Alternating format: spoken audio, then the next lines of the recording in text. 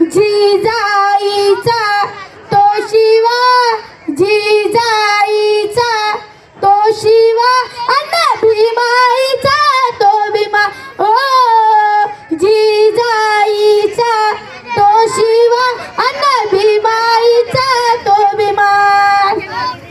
1947 साली इंग्रज भारत देश सोडून गेले. आपला भारत देश स्वतंत्र झाला. आपली मायभूमी ही गुलामगिरीतून मुक्त झाली.